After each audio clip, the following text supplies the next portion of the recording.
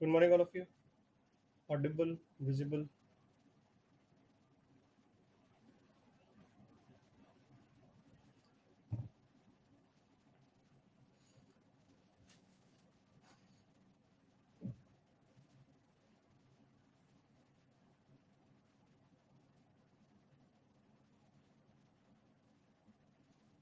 Hopefully सब लोग revise करके आए लास्ट क्लास में जो पढ़ा था। ठीक है, नोट्स वगैरह देख करके आए।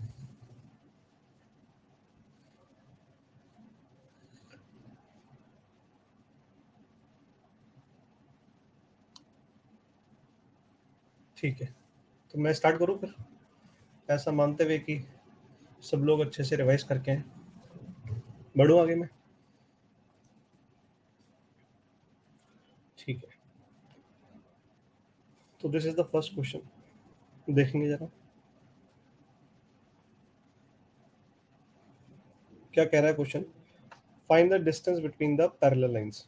तो उसने खुद ने कहा लाइंस पैरेलल है, इसका मतलब ये एक सेकेंड डिग्री कर्व जो है इसका डेल्टा ऑटोमेटिकली जीरो होगा, क्योंकि हमने नहीं कहा है, क्वेश्चन बनाने वाले ने खुद ने कह दिया कि लाइंस ही है। अब मैंने लास्ट क्लास में आपको एक कॉन्सेप्ट समझाया था कि ये होमोजेनियस डिग्री टू वाला पार्ट जो है ये परफेक्ट स्क्वायर रहेगा जब भी आप लाइंस को क्या देखोगे आपस में पैरेलल।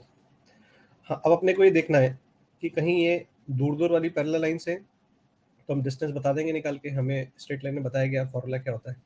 या फिर अगर ये ओवरलैपिंग है तो फिर तो डिस्टेंस क्या हो जाएगा, जीरो हो जाएगा इनके बीच का। तो अपन लोग इसको कैसे सॉल्व करेंगे, ध्यान से देखना। ये जो होमोजेनियस डिग्री टू वाला पार्ट है इसी को अपन स्ट्राइक करेंगे। तो क्या हम लोग ये देख सकते हैं कि 2x प्लस वाई का होल स्क्वायर लिखा जा सकता है? Can I right like this? अब ध्यान से अगर देखो तो अगर मैं 3 कॉमन ले लूं तो ये भी 2x प्लस वाई बन गया, x और y वाला टर्म। 4 को मैंने अलग छोड़ दिया। Are you getting my point?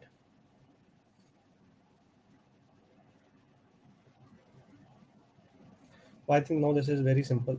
अगर हम 2x प्लस वाई को थोड़ी देर के लिए t मान लेते हैं तो this is t square minus 3t plus minus four is equal to zero. Now you factorise this.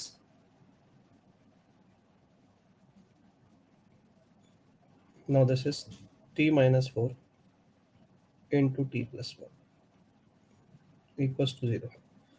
Done. So now put back the value of t.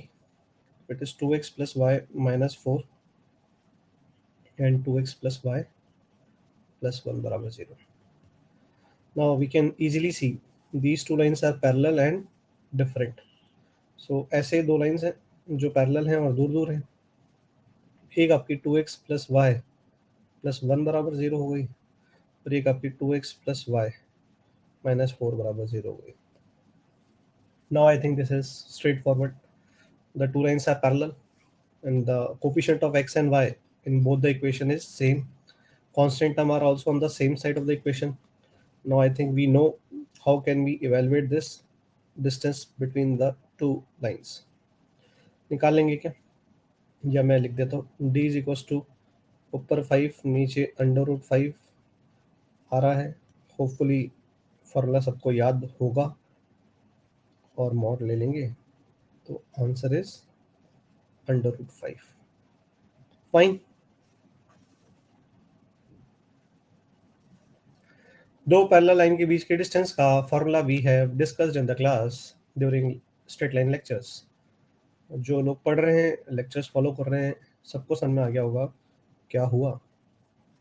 तो what I was trying to say is कि last class में मैंने समझाया था ये portion अगर आपका perfect square बन रहा है तो अपन लोग उसको कैसे फैक्टराइज कर लेंगे अगर वो अपने को पता है लाइंस है। तो अगर यहाँ पे इसने नहीं लिखा होता ये तो मुझे पहले डेल्टा चेक करना पड़ता, ठीक है ना। तो फिर वो डिस्टेंस वगैरह की बात नहीं कर रहे हैं अपन वहाँ पे, फिर अपन ये बोलते कि ये क्या कर रहे हैं। तो मैंने लास्ट क्लास में समझाया था कि अगर डेल्टा निकालेंगे और डेल्टा जीरो आता है तो ये पेयर ऑफ लाइन्स होती है। फिर हम एच स्क्वायर और ए बी का रिश्ता देखते हैं, अगर ग्रेटर देन और इक्वल टू है तो रियल लाइन्स होती है और अगर लेस देन हो जाता है तो फिर इमेजिनरी लाइन्स होती है। डन।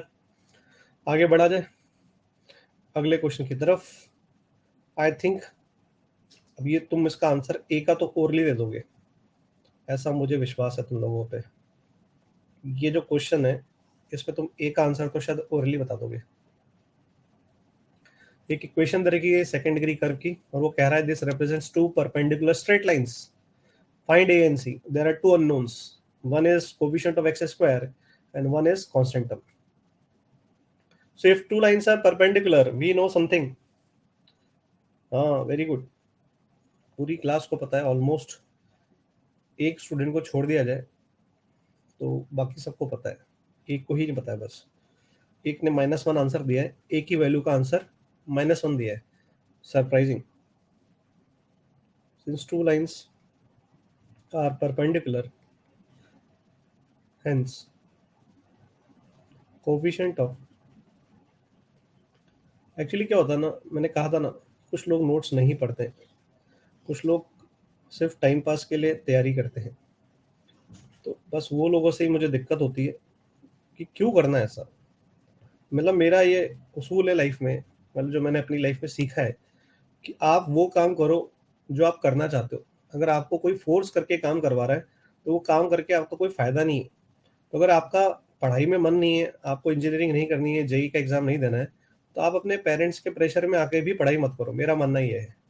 क्योंकि अब जैसे कोई बच्चा इसका आंसर दे रहा है कि ए का वैल्यू -1 ले लो, तो मतलब साफ है वो बच्चा मतलब पढ़ना ही नहीं चाह रहा है। क्योंकि अगर वो बच्चा पढ़ने वाला होगा तो मुझे लगता है कोई भी बच्चा इसका आंसर, इसको देख के कि ये दो परपेंडिकुलर लाइंस है, एक ही आंसर देगा अगर वो पढ़ने वाला बच्चा है तो यही मैं कहना चाहता हूँ हमेशा कि फोर्स करके पढ़ने में है ना कोई फायदा नहीं है। आई थिंक सबको दिख गया था एक्सेप्ट वन आंसर जो मैंने देखा, ए बराबर 5। फाइन, देख लेंगे सब लोग।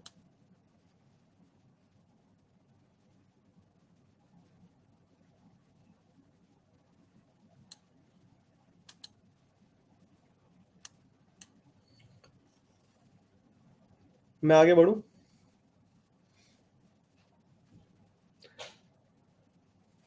ठीक है, अब अपन आगे बढ़ते हैं। उसने बोला है सी भी निकालो। अच्छा, ये तो क्या करना पड़ेगा सी निकालने के लिए?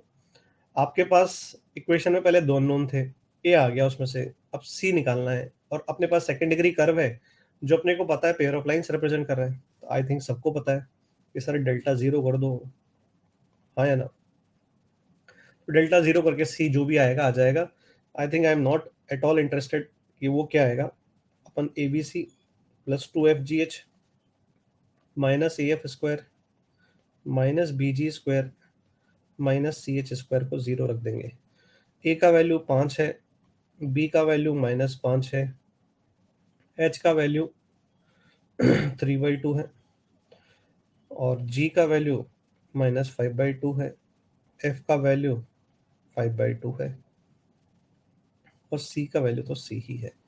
आई थिंक अब ये सब उठा के बस यहाँ रखना है, और एक ही अननोन दिखेगा एंड दैट इज सी। अब जो भी वो आएगा है ना, मैं उसका आंसर तक देना पसंद नहीं कर रहा हूँ, क्योंकि मुझे पूरा विश्वास है इतना हम लोग कर सकते हैं कि सी जो आ रहा है हमारा कैलकुलेट करने पे वो हमारा आंसर है। अब वो आंसर 10 होगा, 12 होगा, 90 होगा, क्या होगा, ये सब निकाल सकते हैं। हाँ या ना? निकाल लेंगे या मैं निकाल के दिखाऊं सी भी? ऑलरेडी मैं पिछली क्लास में इस तरह का क्वेश्चन आई थिंक करा चुका हूँ। एक मास्टर प्रॉब्लम था जिसमें अपन ने एक अननोन के निकाला था, फिर एंगल निकाला था, फिर वो दोनों लाइंस निकाली थी, फिर उनके पॉइंट ऑफ इंटरसेक्शन को भी निकाला था, इफ यू रिमेम्बर। हाँ या ना? और फिर एक शॉर्टकट बताया था पार्शियल डिफरेंशिएशन वाला, जिसमें आप पॉइंट ऑफ इंटरसेक्शन डायरेक्टली निकाल सकते हो। हाँ कि ना? चलो आगे बढ़ो। मतलब अब अपन आगे आ रहे हैं last concept of this chapter, concept of homogenization. है ना, बहुत ही आसान है ना। मैं ये कह सकता हूँ कि अगर तुमने ध्यान से मेरी बातों को सुना, है ना, और बस 5 मिनट से 6 मिनट में करीब लूंगा उसको समझाने के लिए, अगर हमने ध्यान से सुन लिया तो मैं कह सकता हूँ कि ये बहुत ही सिंपल सा आर्टिकल है जिसमें कभी कोई दिक्कत नहीं आएगी। दिक्कत किसको आएगी? दिक्कत उन्हीं लोगों को आएगी जो अभी ध्यान से नहीं सुनेंगे, और फिर उनको हमेशा दिक्कत रहेगी। ठीक है, तो ध्यान से सुनना। क्या मैं बोलना चालू करूं? सब लोग तैयार हैं क्या? नाम है कॉन्सेप्ट ऑफ होमोजेनाइजेशन। अभी नाम क्यों दिया है मैंने तो नहीं दिया है, मतलब अपन इस हेडिंग में ऐसे क्यों पढ़ रहे हैं, इसका रीजन मैं थोड़ी देर में अभी समझाऊंगा। तो आई होप सब लोग ध्यान से पूरे कंसंट्रेशन के साथ सामने देख रहे हैं, और कोई भी बच्चा लिखने करने में इन्वॉल्व नहीं होगा। सब कॉपी पेन साइड में रख दें, listen to me very very carefully, है ना? ठीक है, ये अपना एक्स एक्सिस और वाई एक्सिस है। ठीक है, this is x axis, y axis.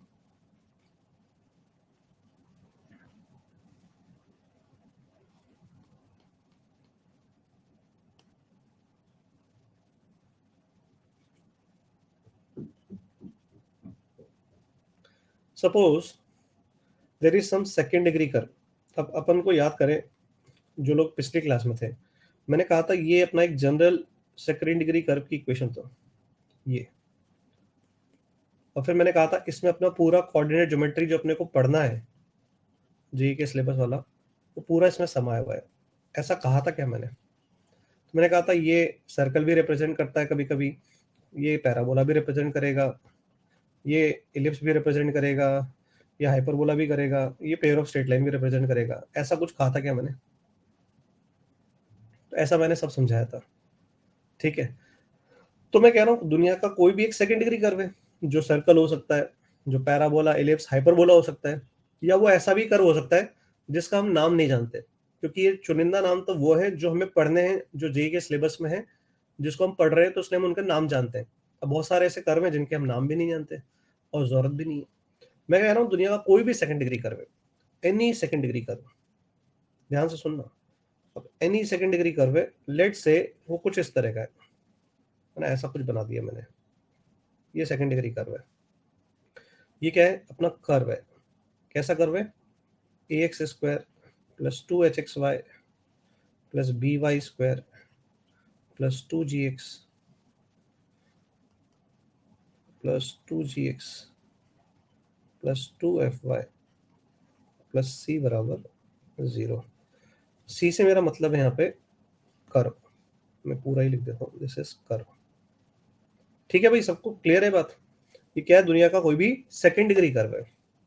Suppose करो एक लाइन ने इसको ऐसे कट किया, मतलब वो लाइन इसके लिए किसका काम कर रही है? कॉर्ड का काम कर रही है या सीकेंड का काम कर रही है? कोई भी लाइन अगर कर्व को ऐसे दो पॉइंट पे कट करती है और उसको हम ज्वाइन करें, तो वो क्या बन जाती है आपकी? कॉर्ड या सीकेंड बन जाती है, हाँ या ना? तो हम कह सकते हैं A B is some chord of this curve. ठीक है, अब मैं तुमसे कहता हूं कि you join this O point to A, यानी origin to A and origin to B. ध्यान से सुनेंगे, ये आपकी क्या थी? कोई सीकेंट है, कोई कॉर्ड है, या हम बोले सीधे एक लाइन है। ठीक है, तो मैंने कह दिया इसकी इक्वेशन ले लेते हैं, l x plus m y plus n बराबर 0। अब तुम लोग इतना तो समझ ही जाते हो मेरी भावनाओं को कि मैंने A X plus B Y plus C क्यों नहीं लिया यहाँ पे। समझ गए होंगे क्यों नहीं लिया है मैंने, है ना? अब मैं तुमसे कहूं कि ये जो सेकेंड डिग्री कर्व था, इसको एक लाइन ने ऐसे कट किया, ए और बी पे कट किया। अब उन ए और बी को तुमने किससे ज्वाइन कर दिया? ओरिजिन से ज्वाइन कर दिया। तो ये दो लाइंस जो हैं, इनकी कंबाइंड इक्वेशन बताओ। मतलब L1, इसको L1 कह दूं और इसको L2 कह दूं, तो मैं कह रहा हूं तुमसे L1 और L2 की कंबाइंड इक्वेशन बताओ। समझ गए क्वेश्चन क्या है? I am asking you the combined equation of O N O B. तुम क्या सोचोगे सबसे पहले, जितना अभी तक तुमने पढ़ा है, कि सर ये ओरिजिन से पास कर रही है, दो लाइन है, तो सर इसका मतलब है होमोजीनियस इक्वेशन ऑफ डिग्री 2 आना चाहिए, L1 और L2 की कंबाइंड इक्वेशन। हाँ के ना? L1 और L2 की combined equation homogeneous equation of degree 2 आना चाहिए। तो अगर मैं किसी भी बच्चे से जनरली पूछता हूँ कि भाई बताओ कैसे निकालोगे, तो बच्चे क्या कहते हैं कि सर देखो ये पॉइंट आपका कुछ होगा, लेट से अल्फा कॉमा बीटा है सर, निकाल लेंगे सर हम। गामा कॉमा डेल्टा है सर, कैसे निकालेंगे सर? कि सर ये लाइन है, इसको एक कर्व के अंदर पुट करेंगे, वाई हटा देंगे, तो एक्स में इक्वेशन मिलेगी, तो एक्स क्या आ जाएगी वैल्यू, और एक्स की वैल्यू आ जाएगी तो यहाँ रख देंगे, तो सर वाई मिल जाएगा। बट मैंने कहा कि यार ये नहीं करना है, मतलब तुम्हें ये ए और बी मत निकालो, डायरेक्टली लिख के देखो। तो बच्चा बोलेगा सर ये तो मुझे नहीं पता कि आप डायरेक्टली कैसे बोल रहे हो लिखने के लिए, मैं तो ऐसे ही करता सर, यही स्ट्राइक कर रहा है मेरे दिमाग में। तो समझ गया मैं क्या करने वाला हूँ। इस आर्टिकल में अपन क्या करने वाले हैं, without finding a and b I will find out O N O B combined equation directly. क्या ये पल्ले पड़ा गया?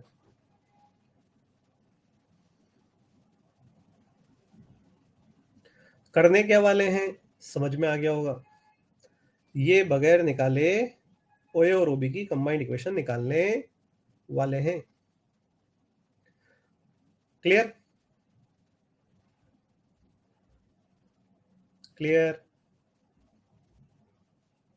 अब ध्यान से सुनना, प्रोसेस क्या है। प्रोसेस पहले समझा रहा हूं, फिर लॉजिक बाद में समझाऊंगा। प्रोसेस क्या है बहुत ध्यान से देखना। सबसे पहले जो लाइन दे रखी है, उस लाइन में आप एक्स और वाई के टर्म को एक तरफ छोड़ दो, कांस्टेंट को राइट हैंड साइड पे ले जाओ। पहले प्रोसेस समझेंगे बहुत ध्यान से। क्या बोला मैंने? प्रोसेस ये है कि जो लाइन की इक्वेशन है उसमें एक्स और वाई के टर्म को एक तरफ छोड़ेंगे, कांस्टेंट को राइट हैंड साइड पे ले जाएंगे। ये समझ में आया सबको? पहला स्टेप। इससे अब राइट हैंड साइड पे वन बनाएंगे, कांस्टेंट वन बनाना है। तो कैसे कांस्टेंट वन बनाया जा सकता है राइट हैंड साइड में? तो सर कुछ भी नहीं है, आप ऐसा करो, माइनस एन से डिवाइड कर दो, ये आपका वन बन गया।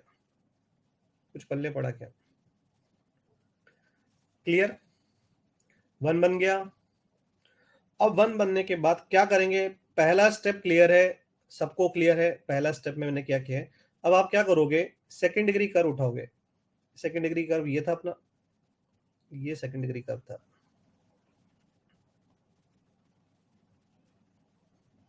हाँ या ना? ये सेकंड डिग्री कर्व है।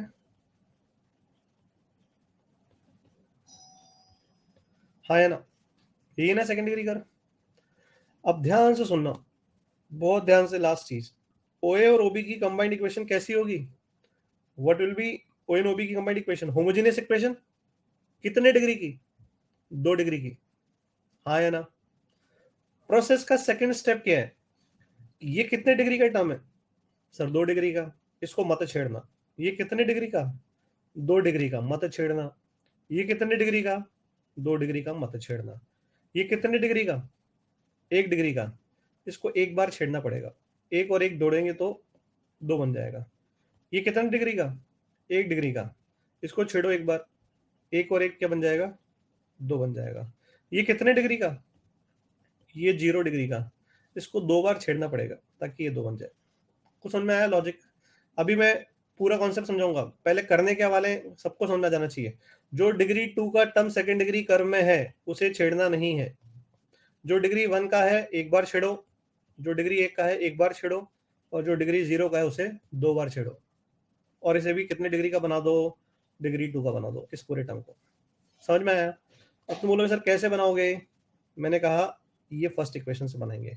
सर दिखाओ कैसे बनाओगे। कि ये देखो, ए एक्स स्क्वायर नहीं छेड़ा, 2hxy नहीं छेड़ा, by स्क्वायर नहीं छेड़ा, 2gx, इसको क्या मैं सोच सकता हूँ, ये मल्टीप्लाई बाय 1 लिखा हुआ है, इसका आगे सोच सकता हूँ 1 लिखा हुआ है, और इस 1 की वैल्यू यहाँ से उठा के यहाँ रख रहा हूँ। आई होप समझ में आ गया होगा। ये जो 1 है इससे लिख रहा हूँ मैं lx my, और नीचे का जो माइनस एन था उसमें माइनस एन को ऊपर ले गया हूँ। क्या ये अब डिग्री 2 का टर्म बन गया? 2gx वाला। यही काम मैं 2fy वाले के साथ करने वाला हूँ। Minus lx minus my divide by n. क्या ये भी डिग्री 2 का बन गया? बन गया सर। अब बचा सी, इसकी डिग्री कितनी थी? 1 थी, तो minus lx minus my divide by n का होल स्क्वायर, क्योंकि 1 का स्क्वायर भी 1 होता है। क्या तरीका समझ में आया डिग्री 2 कैसे बनाया? ये अपना आखिरी स्टेप हो गया, सिर्फ 2 स्टेप की कहानी है। प्रोसेस समझ में आ गया, लॉजिक अभी समझा रहा हूं। अगर मैं तुमसे कहूं कि इसको डिग्री 2 का होमोजेनियस बनाना है इस लाइन की मदद से, तो तुम्हें क्या करना था? एक्स और वाई एक तरफ, constant term right hand side, right hand side से इसको डिवाइड मारा, डिवाइड मारेंगे तो ऑब्वियसली 1 आ गया।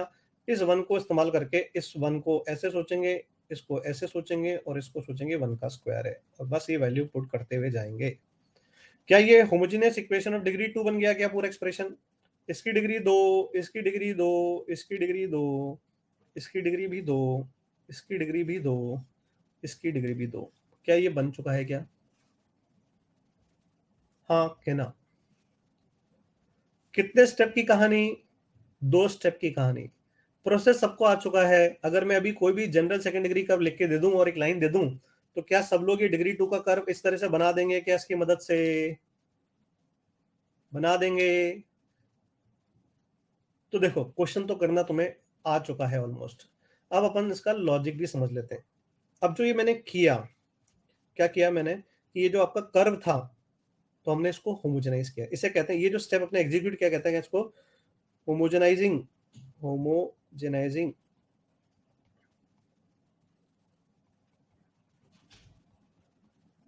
The second degree curve, degree curve with help of line. इस स्टेप को ऐसे करने को क्या बोलते हैं अपन? Homogenising the second degree curve with the help of line.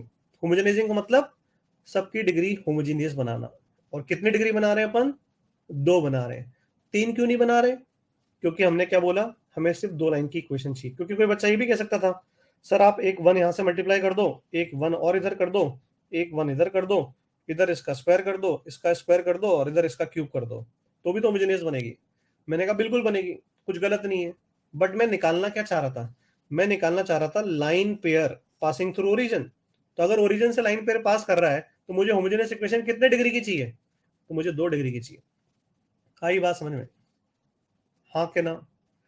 अब समझेंगे कि सर ये जो आया, सब समझ में आ गया कि आपने होमोजेनाइज करना सिखा दिया। 2 स्टेप की कहानी है। पहला स्टेप 1 बनाना, दूसरे में इनकी डिग्री को 2 बनाना। इसको छेड़ेंगे नहीं। समझ में आ गया सर? बिल्कुल परफेक्ट है। क्वेश्चन दोगे तो अभी कर देंगे। बट सर ये बताओ कि ये जो आया, ये आप कैसे कह रहे हो कि ये आपकी ओए और ओबी की कंबाइंड इक्वेशन है? मैंने कहा बिल्कुल समझा देता हूँ। देखो, तो ये जो अपन ने ऊपर किया, इसे क्या बोलेंगे अपन? Above is the combined equation, combined equation of O A and O B. अब ध्यान से देखेंगे, क्या ये होमोजेनियस इक्वेशन है डिग्री 2 की? तुम बोलोगे सर हाँ। तो मैंने कहा क्या homogeneous equation of degree 2 origin से पास करती है? तुमने बोला हाँ। बोलो हाँ। इसका मतलब ये सेकंड डिग्री कर्व जो है ओरिजिन को सेटिस्फाई कर रहा है। पहली चीज मैंने दिखा दी कि ये जो अपना इक्वेशन आएगा ये 0,0 से सेटिस्फाई होगा। ये मैंने समझा दिया। आगे बढ़ू। अब ध्यान से देखना, मैं अगर शो कर दूं कि ए और बी भी इसको सेटिस्फाई कर रहे हैं, तो इसका मतलब एक सेकेंड डिग्री कर्व जो कि होमोजीनियस है, ओरिजिन सेटिस्फाई कर रहा है। और अगर उसको ए और बी भी सेटिस्फाई कर रहा है, तो फिर वो कुछ और नहीं हो सकता, वो सिर्फ और सिर्फ क्या होगा? Combined equation of O A and O B. हाँ क्या ना? अब जो एक सेटिस्फाई करने वाला काम है, ये तो बहुत बेसिक सा काम है, ध्यान से समझ लेना। क्या अल्फा कमा बीटा जो पॉइंट होगा इस लाइन का और इस कर्व का, क्या ये लाइन को और कर्व दोनों को सेटिस्फाई करेगा? क्या मैं ऐसा बोल सकता हूं कि this alpha comma beta is going to satisfy line also and curve also? तो बिल्कुल हाँ सर। तो मैंने कहा कि जब मैं अल्फा कमा बीटा इसमें रखूंगा, तो क्या l alpha plus m beta plus n zero होगा? बिल्कुल होगा सर। तो ध्यान से देखो, यही तो हो रहा है। यहाँ पे तुम अगर अल्फा रख दो, यहाँ पे अल्फा बीटा रख दो, क्योंकि अपन ने एक ही कोऑर्डिनेट को अल्फा कमा बीटा लिया है, तो चुन चुन के एक्स की जगह तो रख दो अल्फा और वाई की जगह रख दो बीटा। तुम्हें क्या दिखेगा? ये वाला एक्सप्रेशन जो तुम्हें दिख रहा है, ये 1 के बराबर हमेशा ही आएगा, ये भी 1 के बराबर हमेशा ही आएगा, और ये भी 1 के बराबर हमेशा ही आएगा। आफ्टर इस सबको हटा दोगे, 1 के बराबर बना के अगर हटा दोगे, तो ये तुम्हारा वही तो कर्व है जिसका इंटरसेक्शन इस लाइन के साथ अल्फा कोमा बीटा है। हाँ या ना? अगर हम इस वैल्यू को हमेशा 1 बोल रहे हैं, तो हम ये तो बोल ही सकते हैं कि अगर इसको 1 1 रख दें, ये तो 1 ही लिखा हुआ है, तो इसको अगर मैं हटा दूं यहाँ से, तो यही तो लिखा हुआ है। और इसको तो हमेशा अल्फा कोमा बीटा सेटिस्फाई करेगा ही करेगा, क्योंकि अपन कह ही रहे हैं कि लाइन और कर्व जो मिल रहे हैं वो पॉइंट ए है जिसके कोऑर्डिनेट अल्फा कोमा बीटा है। हाँ या ना?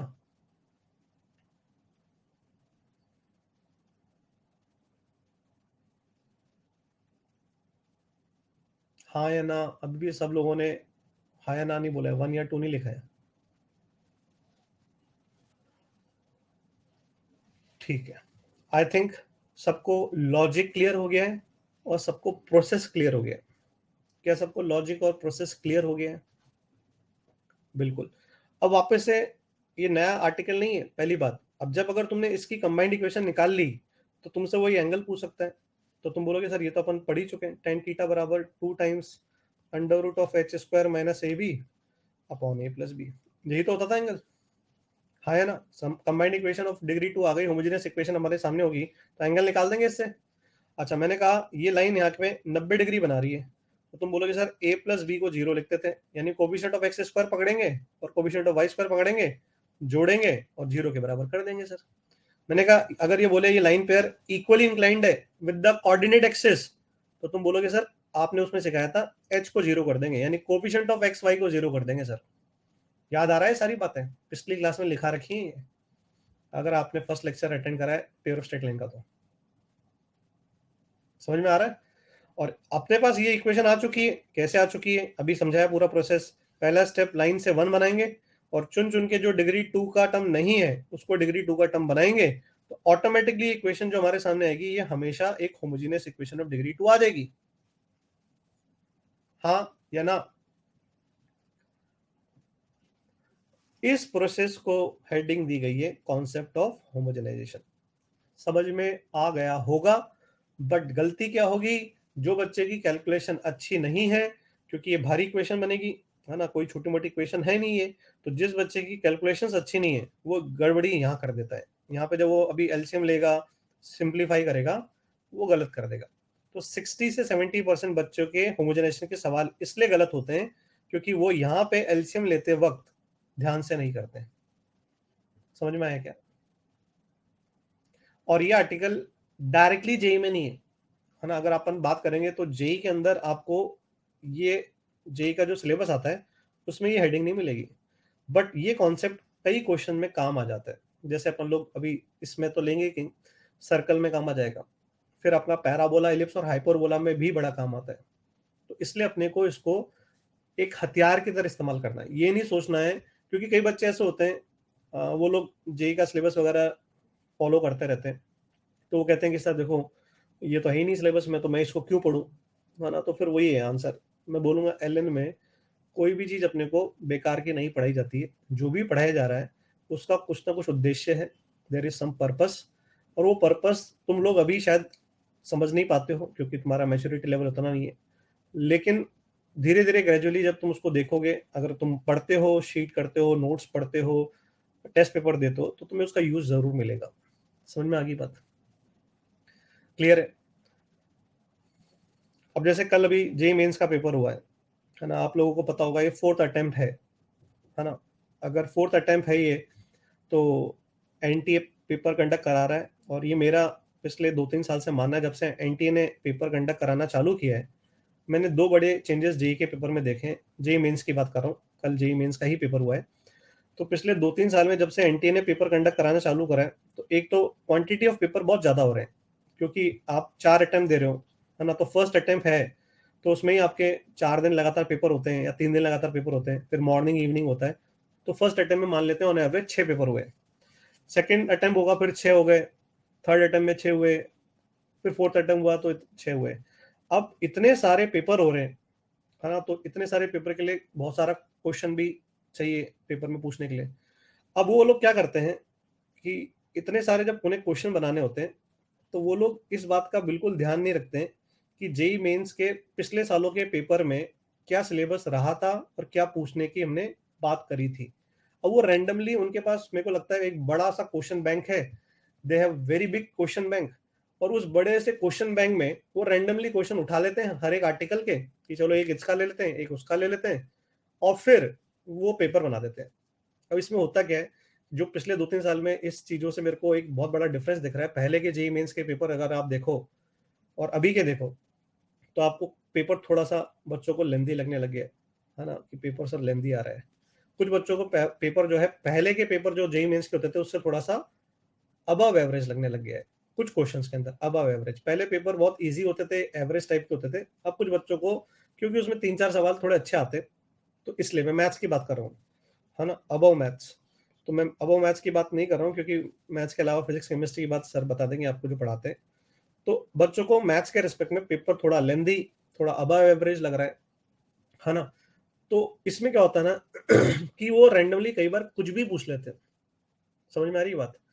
तो रैंडमली वो कुछ भी पूछ लेते हैं। जैसे मैं बताऊं आपको, पहले एसओटी का क्वेश्चन आप देखोगे, जेईई मेंस में नहीं आता था, लेकिन जब से एनटीए कंडक्ट कराने लगा है, तो आपको एसओटी का इंडिविजुअल क्वेश्चन भी जेईई मेंस के पेपर में दिखने लग जाता है। ये आप बहुत बड़ा एक चेंज बता रहा हूँ, जो एक चैप्टर के हिसाब से बता रहा हूँ। तो इसलिए अब पढ़ना कंपलसरी हो गया, जो जो पढ़ाया जा रहा है। आपको कुछ भी पूछा जाता है।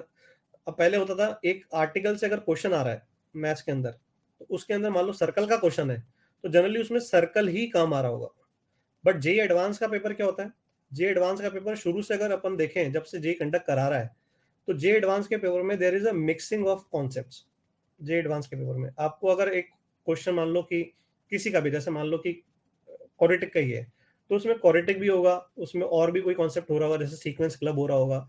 बाइनोमियल का क्वेश्चन आएगा, तो बाइनोमियल के क्वेश्चन में आप देखोगे सीक्वेंस भी काम आ रहा है, और भी कॉन्सेप्ट काम आ रहे हैं, है ना। तो कुछ भी मिक्स हो जाता है जे एडवांस के अंदर। जे मेंस में ऐसा नहीं होता था, अगर पहले के पेपर देखेंगे तो। लेकिन अगर अब के जो एनटीए के कंडक्ट कराने के बाद आप पेपर देखोगे, तो अब की बार उनके भी पेपर में आपको कुछ क्वेश्चंस ऐसे मिलेंगे, है ना। समटाइम्स 5 क्वेश्चंस, समटाइम्स 8 क्वेश्चंस, है ना, sometimes may be less also. But अब उनके पेपर में भी आप देखोगे मिक्सिंग होने लग गई। समझ में आई बात? तो अब ऐसा होने लग गया है। तो इसलिए अपन कुछ भी अफोर्ड नहीं कर सकते छोड़ना। कोई भी चीज जो अपने को पढ़ाई जा रही है, उसको अपन अफोर्ड नहीं कर सकते कि उसको अपन छोड़ देते हैं। अब कल पेपर हुआ है जेई मेंस का, तो जेई मेंस का जो पेपर हुआ था, उसका फर्स्ट अटेम्प्ट में जो पेपर हुआ, उसमें फिजिक्स में उन्होंने एक कुछ फ्री चार्ज या कोई करंट चार्ज वगैरह कुछ पूछा। बच्चों ने मुझे कल बताया था, कुछ बच्चों से बात हुई थी मेरी जो उन्होंने पेपर दिया। तो उन्होंने पूछा, सर ये तो हमें बता रखा था हमारे को, इसलिए हमें कोई दिक्कत नहीं है, लेकिन बहुत सारे बच्चों को तो इस टर्म का मीनिंग ही नहीं पता था। आई बात समझे? इसलिए कुछ भी पूछने के लिए अपन लोग, है ना, ये नहीं सोच सकते कि 2010 के पेपर में तो ऐसा आता नहीं था। इसलिए अपने को जो जो पढ़ाया जा रहा है वो ईमानदारी से पढ़ना है। आगे बात समझ में सब लोगों को क्लियर है? ठीक है। और पैटर्न वाइज जो चेंज हुआ है, वो पहले अपने को पता ही है। पहले 30 क्वेश्चंस होते थे आपके मैथ्स के अंदर, 1 घंटे में करने होते थे। फिजिक्स में भी ऐसे होता था, केमिस्ट्री में भी ऐसा होता था। अब हो गया क्या है कि आपके 20 क्वेश्चंस तो आते हैं सिंगल करेक्ट, और 10 क्वेश्चन आपके आते हैं इंटीजर टाइप। अब 10 जो क्वेश्चन होते हैं, उसमें से आपको कोई भी 5 करने होते हैं। तो आपके पास इंटीजर टाइप में ऑप्शन होते हैं 5। तो बच्चे जनरली जो सबसे इजी और शॉर्ट क्वेश्चन होते हैं वो चूज कर लेते हैं। बट ऑब्वियसली, है ना, 20 जो सिंगल करेक्ट है, उसमें तो आपको 20 के 20 ही करने। आपके पास ऑप्शन तो नहीं है कि आप उसमें चूज करके कर लो, मतलब ऑप्शन वाइज। तो इसमें भी मैंने देखा है, सिंगल करेक्ट में भी थोड़ा सा कुछ कुछ क्वेश्चन बच्चे बता देते हैं। पेपर भी हो रहे हैं तो हमें दिखता रहता है, ये थोड़े से एवरेज से अच्छे क्वेश्चन आ जाते हैं कभी कभी। समझ में ये बात? इसलिए मैं फिर बोलूंगा, don't take anything lightly. If you are serious for engineering, and if you want to get selected in a very good college, let's say JEE, IIT JEE के अंदर जाना है, आईआईटी के अंदर, या फिर आपको एनआईटी के अंदर जाना है, ट्रिपल आईटी के अंदर जाना है, या अच्छी डीम यूनिवर्सिटीज जो है उनमें जाना है, तो आपको अच्छा स्कोर लाना पड़ेगा। ठीक है। तो आई थिंक मैंने ये जो इतनी देर बोला है, उसका एक ही पर्पस था कि आप कोई भी आर्टिकल को लाइटली ना लो। अगर आपको कोई कह दे, टीचर भी बोल दे कि देखो ये जेई के अंदर तो नहीं है, लेकिन अपन पढ़ रहे हैं, इसको पढ़ना है, तो उसका मतलब सिंपल सी चीज है, पढ़ना है। सिंपल, ऑप्शन नहीं है। Done. I think concept is clear. Concept is very clear to everyone. N0 क्या हो गया? N0 तो होगा ही नहीं ना। N0 होने का मतलब तो वो लाइन ही ओरिजिन से पास कर जाएगी ना। हम ओरिजिन से पास करती हुई लाइन लेंगे ही नहीं ना। इसमें जो लाइन होगी वो ओरिजिन से नहीं पास कर रही है ना, इसलिए we are not dealing with those line जो कि ओरिजिन से ऐसे पास कर रही होगी। ठीक है, आगे बढ़ते हैं। जैसे ये पहला सवाल है ना, मैं एक करके दिखाऊंगा, देखो, उसके बाद तुमको करना है। ठीक है ना, मैं एक करके दिखाऊंगा।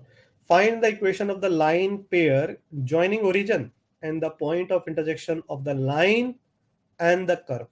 आई थिंक सबको क्लियर है क्वेश्चन, कि वापस से वही कहानी है। एक सेकेंड डिग्री कर्व दे रखा है, इस सेकंड डिग्री कर्व की इक्वेशन आपको दे रखी है x square minus y square minus x y plus 3x minus 6y plus 18 equal to 0। ये आपको कर दे रखा है और आपको बोला गया है कि एक लाइन है जो उसको कट कर रही है। वो लाइन की इक्वेशन भी आपको दे दी गई है। लाइन कैसी है? 2x minus y is equal to 3 है। अब वो कह रहा है कि जहाँ पे वो लाइन पर कट कर रहा है उसको इस तरह से ए और बी पे, इसकी इक्वेशन बताओ जब आप इसको ओरिजिन से ज्वाइन करोगे। आई थिंक सबको क्वेश्चन 100% क्लियर हो चुका है कि करने को क्या कहा जा रहा है। ये लाइन और ये लाइन की इक्वेशन निकालने को कहा जा रहा है। फाइन, क्या क्वेश्चन सबको क्लियर है? Is the question clear? तो find the equation of the line pair joining origin and the point of intersection of the line and the curve. Also find the angle between the lines. ये line का बीच का angle भी निकालना है।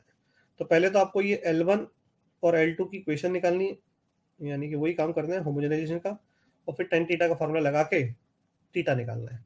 Question clear है क्या? तो आई थिंक मैंने अभी जो सिखाया है सबको समझ में आ चुका है। पहला स्टेप था लाइन में एक्स और वाई को एक तरफ, कांस्टेंट को एक तरफ, और उस कांस्टेंट से डिवाइड कर दो और 1 बना दो। इसे बोल दो फर्स्ट इक्वेशन। पहला step executed. Second step, second degree को मत छेड़ना, नहीं छेड़ा।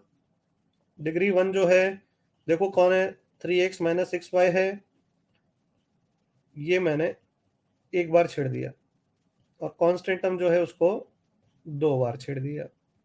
जरा देखेंगे। अब कुछ लोग बोलेंगे सर आपने इसको इकट्ठा लिख दिया यहाँ पर, तो समझ ही गए होंगे ना। इसको मैं अलग लिखता फिर इसको मैं अलग लिखता, तो थोड़ा सा मैंने यहाँ पे टाइम बचा लिया ऐसा लिख करके। हाँ के ना? हाँ के ना? अब इसके बाद, अब एक बच्चे की खुद की कैपेबिलिटी है, अगर उसे कैलकुलेशन सही करनी आती है तो वो सही करेगा, गलत करनी आती है तो गलत करेगा। मैं ऐसे करूँगा कि मैं यहाँ से 3 कॉमन ले लेता हूँ इधर से, तो 3 कैंसिल हो रहा है। तो 3 कैंसिल होने के बाद ये x माइनस 2y बचेगा, और यहाँ पे 2x माइनस वाई बचेगा। यहाँ पे जो ये 9 बनेगा स्क्वायर करने पे, तो बाहर 18 है, तो 2 टाइम्स लिख सकता हूँ 2x माइनस वाई का whole square is equal to 0। समझ में आ गया होगा शायद। अब मैं सीधे सीधे, कुछ भी नहीं है, जैसे एक 6-7 क्लास के अंदर कोई मुझे एक्स वाई का एक्सप्रेशन दे दे और बोले मल्टीप्लाई करो, मैं वही काम कर रहा हूँ।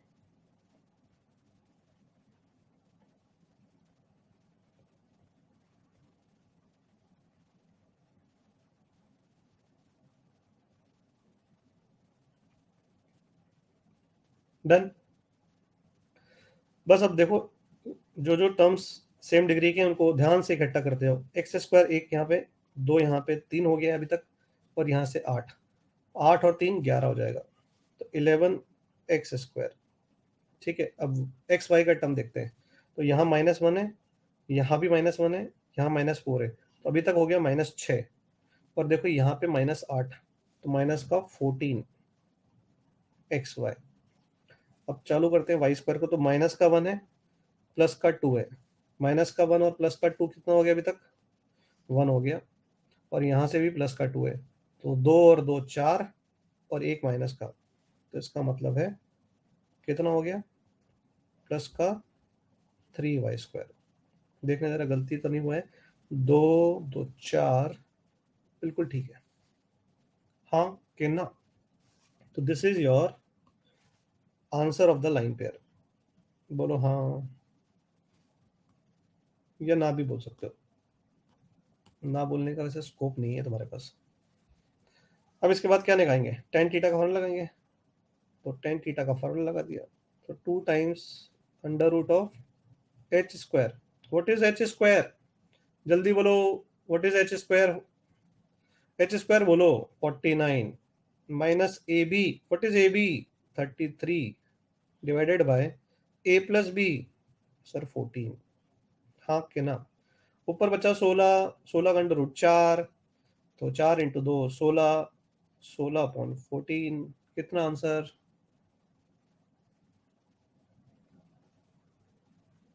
जल्दी बोलो, कितना आ गया ऊपर? 4 8 8 और नीचे 14, 4/7। Am I right? 10 theta is 4/7, theta is 10 inverse 4/7. हाँ के ना, बोलो बोलो बोलो।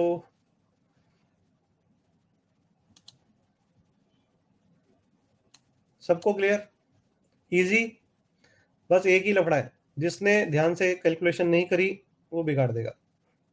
बाकी दिमाग वाला मुझसे कोई पूछे तो इससे आसान कुछ भी नहीं है जो काम करने को है, इससे आसान कुछ भी।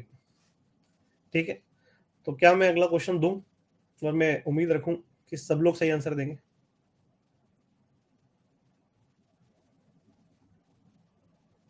साथ के साथ नोट्स लिखते ही नहीं है, मैंने मना कर रखा है। क्यों लिख रहे हो साथ के साथ नोट भैया? इतना मतलब पहली बार अटेंड कर रहे हो, इसका मतलब फर्स्ट लेक्चर है तुम्हारा यहाँ पे, साथ के साथ तो लिखने के लिए मना करा गया। तो आई थिंक नेक्स्ट क्वेश्चन हाजिर किया जाए। ये देखो, अब फटाफट देखो, आंसर निकालो।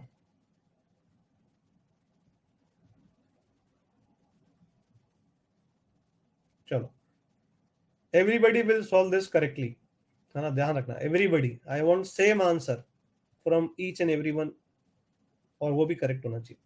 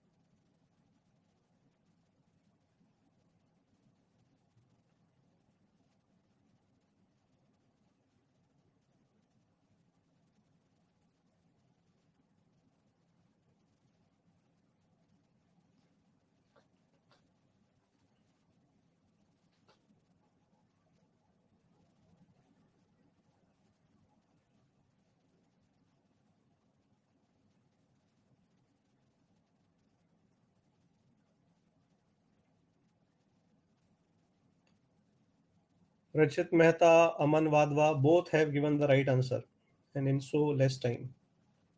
Very good. Priyanshi Agarwal, right answer. Anmol B. Sharma, wrong answer. पहला गलत आंसर आ गया। Vansh Khandelwal right, Nishchay right answer.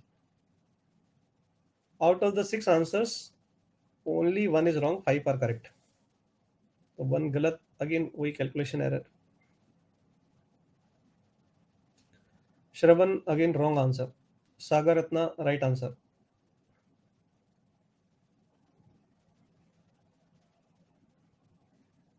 Anupam Garg right answer.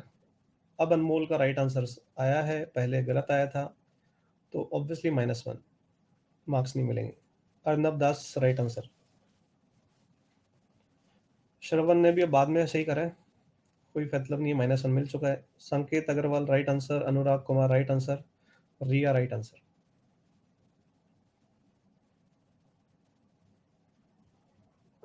ये नहीं चलेगा, टाइपिंग मिस्टेक हो गया था। ये नहीं चलेगा यहाँ पे। Hardeep right answer. Ayush right answer. Akshat right answer. शार्क हसन राइट आंसर।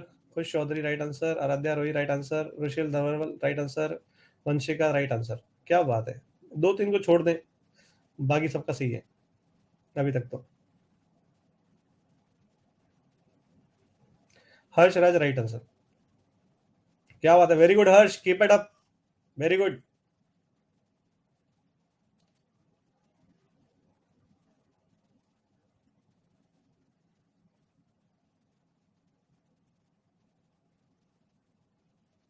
अरे यार बाकी लोग आंसर दो ना, मतलब अभी तो 20 ही आंसर आए, अभी तो काफी लोगों का आंसर नहीं है अभी तक।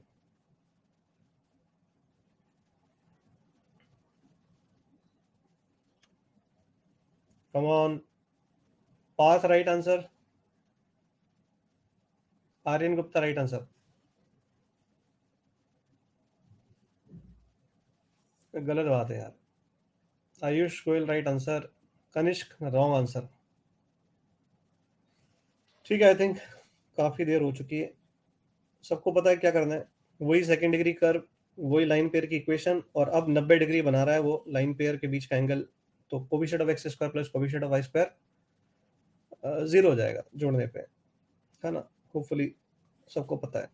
तो ये हो गया अपने पास सेकंड डिग्री कर्व, ये हो गया लाइन, करो ज्वाइन ओरिजिन से, इस प्रकार ज्वाइन किया और ये एंगल बन गया आपका 90 डिग्री। फिर से ये ए, फिर से ये बी, ये लाइन x प्लस वाई बराबर 1 है और जो कर्व है उसकी equation x square plus y square plus x minus 2y minus m equal to 0 है। आई थिंक सबको पता है क्या करना है। आई थिंक मैं डायरेक्टली लिख देता हूँ, एक्स स्क्वायर को नहीं छेड़ा, वाई स्क्वायर को नहीं छेड़ा, एक्स माइनस 2y को एक बार छेड़ा क्योंकि इसकी डिग्री 1 है, तो एक्स प्लस वाई मल्टीप्लाई करना है, नथिंग ग्रेट, और यहाँ पर एक्स प्लस वाई का होल स्क्वायर और is equal to 0। I think अब क्या करना है, सिंप्लीफाई करना है सर। वैसे तो मैं बताऊं, एक अच्छा बच्चा इसको पूरा सिंप्लीफाई नहीं करेगा क्योंकि उसे एम निकालना है, तो सीधे क्या करेगा, coefficient of x square plus coefficient of y square को क्या करेगा, इकट्ठा करेगा और इक्वल टू 0 रख देगा। तो मैं ऐसा करता हूँ, मैं भी यही काम करता हूँ। एक्स स्क्वायर का कोफिशिएंट ध्यान से देखना कहाँ से आएगा, एक तो ये रहा, एक ये से मल्टीप्लाई होगा तो 1 बनेगा, एक 1 यहाँ ऑलरेडी था, इधर एक्स स्क्वायर बनेगा वो माइनस एम से मल्टीप्लाई होगा तो उसका कोफिशिएंट क्या हो जाएगा, माइनस एम स्क्वायर। तो मैं ये मान रहा हूँ कि 2 माइनस, अरे यार चलो मैं पूरा लिख देता हूँ नहीं तो कुछ लोग बोलेंगे कहाँ से आया, coefficient of x square plus coefficient of y square is equal to क्या होना चाहिए, 0 होना चाहिए। तो एक्स स्क्वायर कोफिशिएंट क्या हो गया आपका, प्लस 2 माइनस एम बनेगा, ध्यान से देखना सही लिखा क्या मैंने, एक इधर से एक्स स्क्वायर बनेगा वो माइनस एम से मल्टीप्लाई होगा, एक इधर वाला एक्स स्क्वायर, एक ये वाला एक्स स्क्वायर, ठीक है। अब कोफिशिएंट ऑफ एक्स स्क्वायर इकट्ठा हो गया, अब वाई स्क्वायर की बारी है, तो वाई स्क्वायर में एक तो 1 ये रहा, एक ये से मल्टीप्लाई होगा तो माइनस 2 वाई स्क्वायर बनेगा, तो यहाँ से अपने को अभी तक मिल रहा है माइनस का 1, और ध्यान से देखो ये बनेगा वाई स्क्वायर और वो माइनस एम से मल्टीप्लाई होगा तो फिर आएगा minus m is equal to 0। I think क्या मिल रहा है मुझे यहाँ से, 1 इज इक्वल टू 2m, तो m is equal to 1/2। Fine fine, चलो अगला क्वेश्चन क्या कह रहा है, next question, if the angle between the line joining origin and the point of intersection of the line and the curve is 45। अच्छा वही सवाल हो गया, तो ये अपना कर्व है, ये अपने पास लाइन है, इसको इससे ज्वाइन किया, ये एंगल कितना दे दिया, 45 दे दिया, तो उसने कर्व में एक अननोन छोड़ दिया के। क्या हम के का वैल्यू निकाल लेंगे क्या, सबसे पहले हम क्या करेंगे, ये लाइंस की इक्वेशन निकालेंगे, ओए और ओबी की कंबाइंड इक्वेशन निकालेंगे, फिर हम टेन थीटा का फॉर्मूला लगा के थीटा को 45 यूज कर लेंगे। समझ में आया क्या, तो ये होमवर्क में दे रहा हूं, मैं दे सकता हूं होमवर्क में, कर लेंगे सब लोग।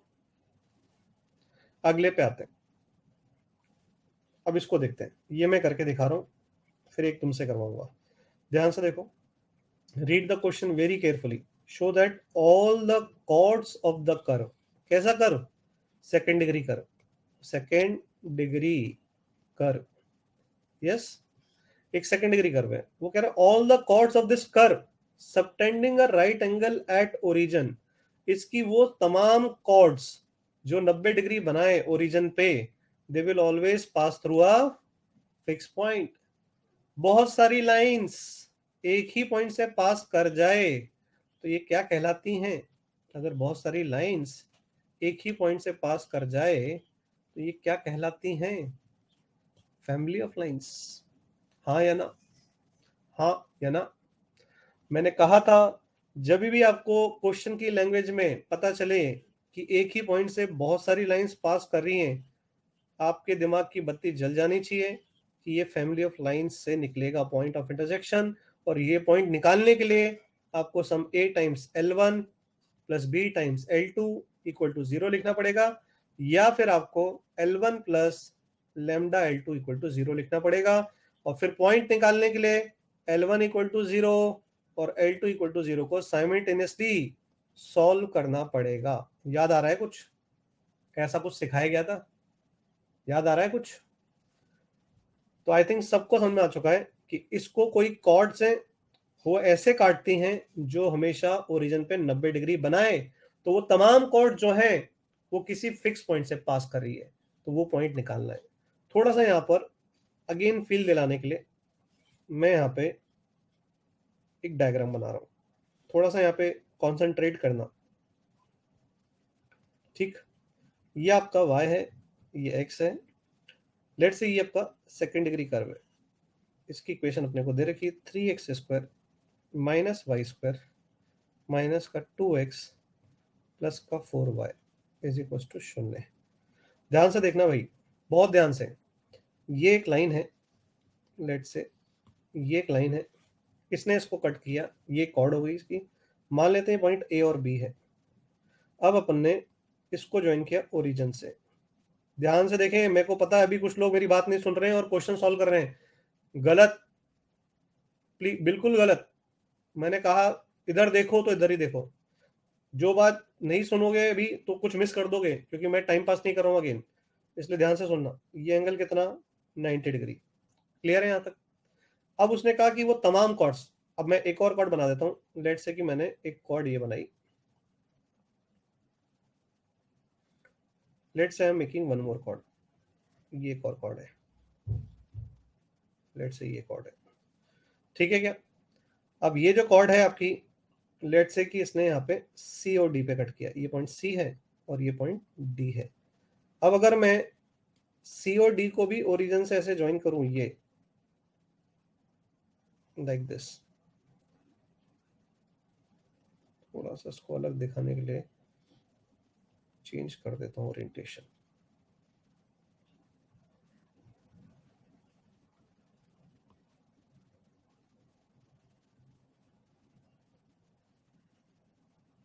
ठीक है, ये सही है। ये मान लेते हैं सी और डी है। अब मैं कह रहा हूँ कि मैंने सी और डी को भी किससे ज्वाइन किया, ओरिजिन से। ये तो फिर ऊपर ओवरलैप कर गया है, ऐसे बना देते हैं।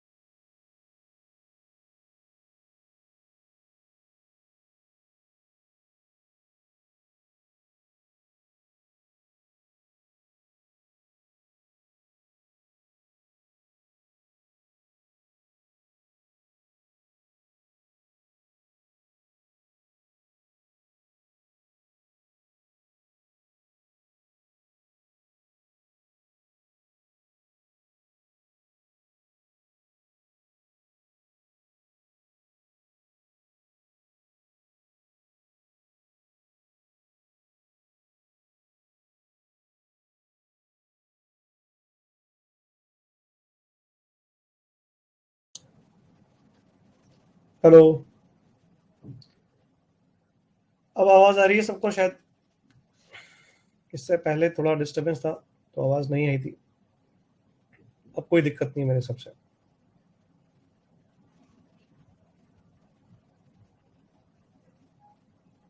ठीक है,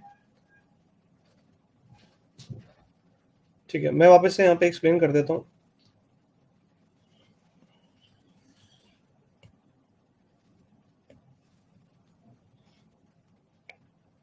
तो हम लोग कह रहे थे ये अपन एक कॉर्ड बनाइए। सपोज करो मैं एक और कॉर्ड बना देता हूँ। लेट्स से कि मैंने एक और कॉर्ड बनाई लाइक दिस। ये कॉर्ड को मैं नाम दे रहा हूँ सी डी कॉर्ड। ठीक है, अब क्या कह रहे हैं अपन? स्क्रीन आ रही है भाई? सबको आ रही है स्क्रीन? आप जिनको नहीं आ रही है वो लोग रिफ्रेश करें। आई थिंक आप लोगों को रिफ्रेश करने की जरूरत है। मेरे एंड पे ठीक है सब कुछ।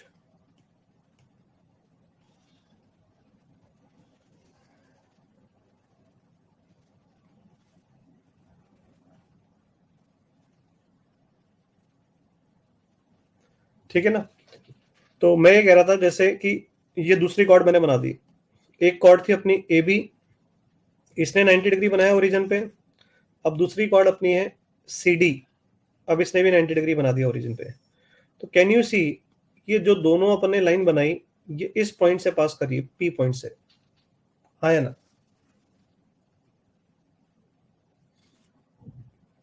हाँ कि ना?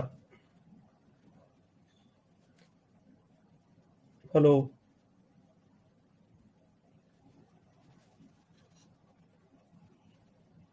दोनों लाइंस इंटरसेक्ट करते हुए नजर आ रही है सबको? ए बी और सी डी लाइन दिख रहा है, एक पॉइंट से पास करी है। ऐसे अगर अभी मैं ए बी और सी डी दो कॉर्ड बनाई है, वैसे मैं दूसरी और कॉर्ड बना सकता हूँ। वो फिर अपने को देखेगा कि वो जहां पे ए बी और सी डी इंटरसेक्ट कर रही है वहीं से पास कर रही है। तो कैन यू अंडरस्टैंड कि ये सारी की सारी जो लाइन्स है ये फैमिली ऑफ लाइन्स है? अरे मैं एक्चुअल डायग्राम थोड़ी बना रहा हूँ भाई। हम सोते रहते हो क्या क्लास में भाई? ये मैंने एक्चुअल डायग्राम बनाया है। ये इसका कर्व का ग्राफ ऐसा होगा, ये मैंने बोला ऐसा भी? ये मैं एक सिंपल ज्योमेट्रिकल कंडीशन को रिप्रेजेंट करने की कोशिश कर रहा हूँ। मतलब अपनी मर्जी से कुछ मत माना करो, मैंने कहा ना। Don't interpret your self. I am not plotting this curve. मैं कर्व नहीं बना रहा हूँ, मैं तो एक रफ डायग्राम बना रहा हूँ। मेरे यहाँ से समझ में नहीं आ रहा है।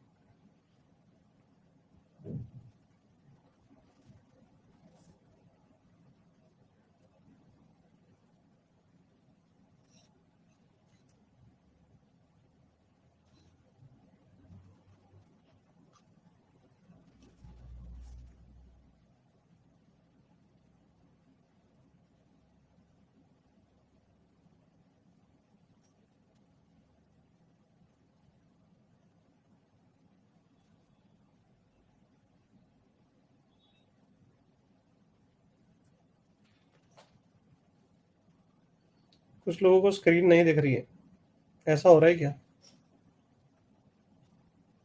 स्क्रीन नहीं दिख रही कुछ लोग कह रहे हैं।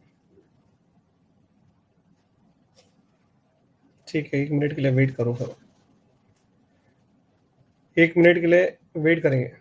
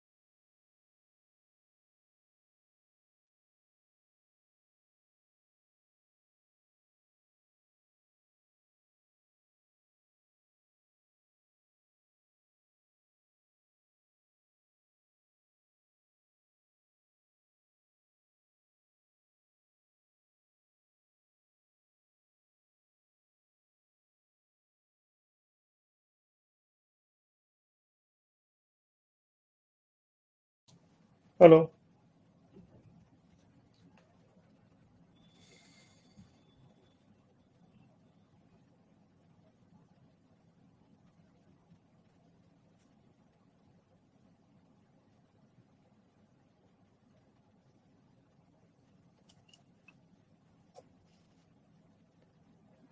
ऑडिबल, विजिबल, स्क्रीन दिख रही है अब? चलो, तो मैं ये समझाने की कोशिश कर रहा हूँ यहाँ पे कि यहाँ पर अपने पास एक कॉर्ड ए बी है, इसने 90 डिग्री बनाया ओरिजिन पे। इसी तरह से एक सी डी कॉर्ड थी, इसने भी 90 डिग्री बनाया। ऐसे और भी मैं कॉर्ड बना सकता हूँ जो 90 डिग्री यहाँ बना रही है। समझ में आ रही है बात? तो ये तमाम कॉर्ड अपने को शो करना है कि एक फिक्स पॉइंट से पास कर रही है। इसका मतलब समझ रहे हो? अपने को ये जो लाइन्स हैं, इनको कैसे रिप्रेजेंट करना पड़ेगा? Sum a L one plus b L two, यानी फैमिली ऑफ लाइन्स बनाना पड़ेगा। और वो पॉइंट ऑफ इंटरसेक्शन कैसे निकालेंगे? L one equal to zero और L two equal to zero को साइमल्टेनियसली सॉल्व करके। समझ में आया कुछ? यही करेंगे अपन लोग। ठीक है, तो मैं क्या करने वाला हूं कि let equation of chord be y is equal to m x plus c. ऐसे मैंने कोई भी एक लाइन ले ली, कोई सी भी एक लाइन ले सकते हैं अपन। ठीक है क्या? स्क्रीन लैग हो रहा है वापस से? अब I have to now C.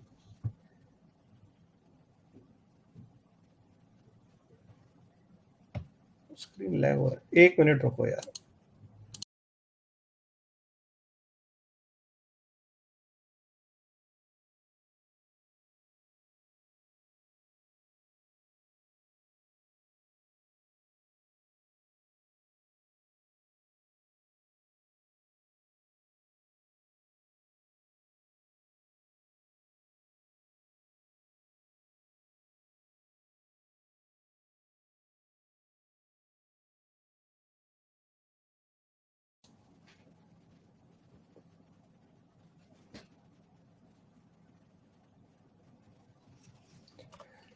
Actually I can not figure out, क्योंकि मेरी तरफ तो मैंने अभी सब चेक किया, सब कुछ प्रॉपर चल रहा है।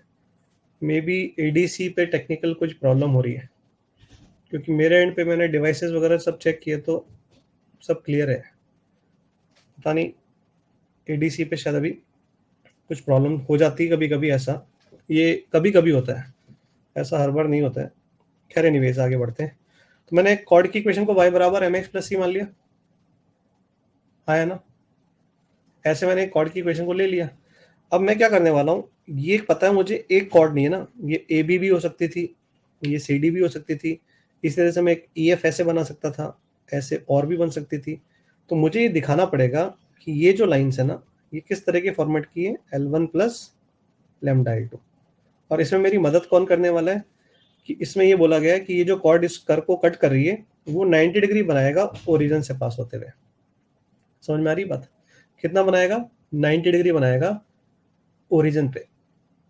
तो अपन लोग क्या करेंगे, वही करेंगे अपन कि अपन लाइन में एक्स और वाई को एक तरफ लेकर आए, कांस्टेंट से डिवाइड किया और 1 बना दिया। यहाँ तक क्लियर है क्या? ये क्लियर है यहाँ पे? फिर से आई थिंक स्क्रीन नहीं दिख रही है तुम लोगों को, मतलब मैंने जो टाइप किया है वो। I don't know what is happening,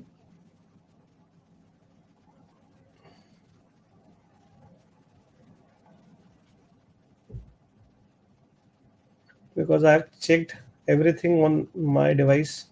Speed is perfectly all right.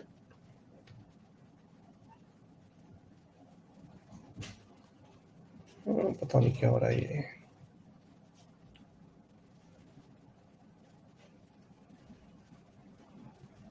मैं ट्राई करता रहता हूँ, और तो मैं क्या करूँ मतलब।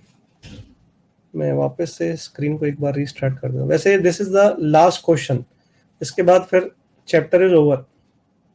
ठीक है, इसके बाद आपको एक होमवर्क वाला क्वेश्चन है और चैप्टर इज ऑलमोस्ट ओवर। देख लेते हैं।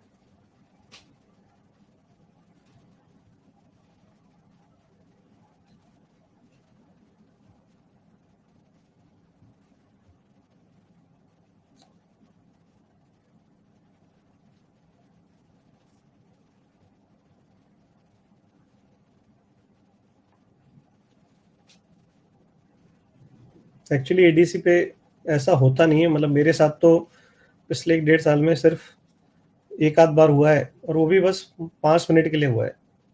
इतना देर तक कभी हुआ नहीं है। This is the first time.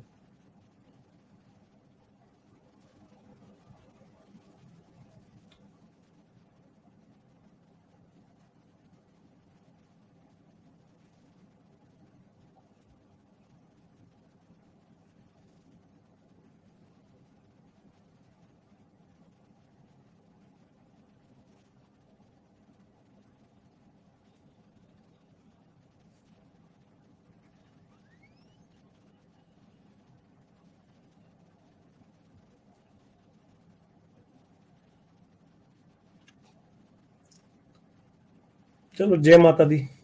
अब चालू करते हैं। अब नहीं होगा, देखो। ठीक है, स्टार्ट करते हैं। यहां तक तो क्लियर है ना भाई?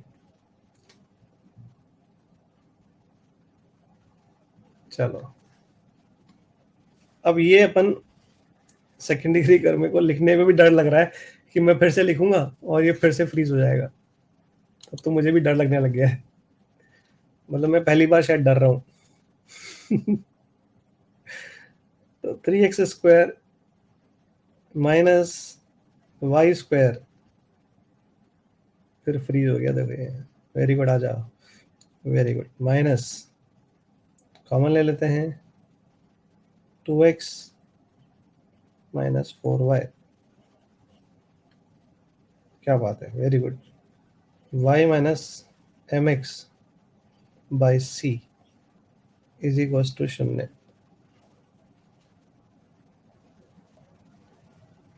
सही है ना? देखो, सही है, होमोजेनाइज हो गया। क्या बात है, नहीं रुका, मजा आ गया। ठीक है,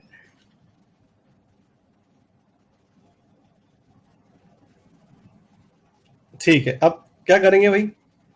सेकेंड डिग्री कर्व है, 90 डिग्री बना रहा है, तो अपन लोग करेंगे कोविशेंट ऑफ। अरे यार, ये बहाना बंद हो गया।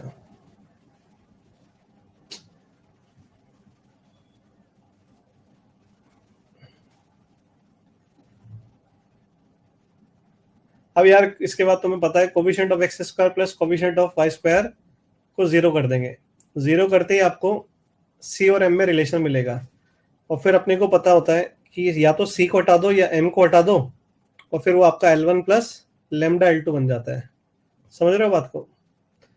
तो अब ये है कि मतलब मैं इसको खत्म करना चाह रहा था। एक आखिरी क्वेश्चन था, उसके बाद होमवर्क वाला ही क्वेश्चन है। मैं क्या करूं भाई?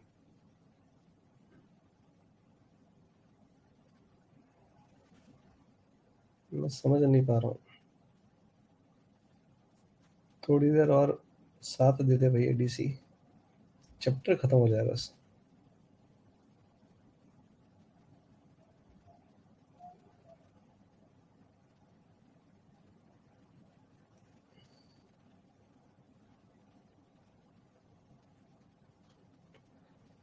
हम्म क्या करें भाई, समझ नहीं आ रहा है, लेकिन अपन ट्राई करते रहेंगे। देखो, मैं हार मानने में बिलीव नहीं करता हूँ, तो मैं फिर से ट्राई करूंगा। देखो, है ना?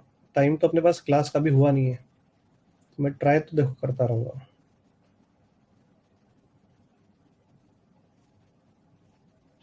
छोड़ना मैंने है नहीं, देखो। ये तो मैंने सीखा ही नहीं है लाइफ में।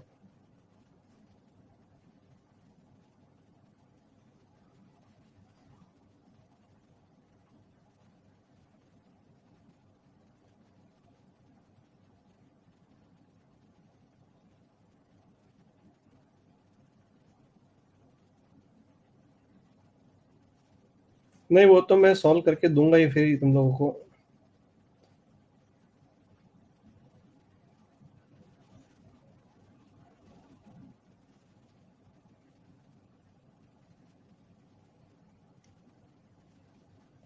देखो, आया है ना? आ गया ना स्क्रीन? देखो, यहाँ तक आ गया। अब क्या करने वाले हैं? Coefficient of x² plus coefficient of y² is equal to 0 करेंगे अपन। तो एक्स स्क्वायर कोएफिशिएंट कितना है देखो, पहले टर्म में 3 आएगा, थोड़ा यहाँ पर ध्यान से देखना, ये इस टर्म से मल्टीप्लाई होगा तो एक्स स्क्वायर बनेगा। तो ध्यान से देखो, दिस इनटू दिस करोगे तो देखो क्या मिलेगा, -2m/c। ठीक है, लेकिन आगे एक माइनस और है, इसे मत भूल जाना। तो फाइनली क्या मिल रहा है, 3, फिर यहाँ पे +2m/c। वाई स्क्वायर कोएफिशिएंट में एक तो -1 दिख रहा है, ये वाला -1, और एक ये वाला y इससे मल्टीप्लाई होगा तो देखो बनेगा -4/c, और ऑलरेडी बाहर एक माइनस है, तो तुम्हारा वो बन जाएगा +4/c इज इक्वल टू 0। देखो भाई, है ना, आई थिंक क्लियर है। तो 2 + 2m/c + 4/c is equal to 0। अरे यार फिर चला गया ये।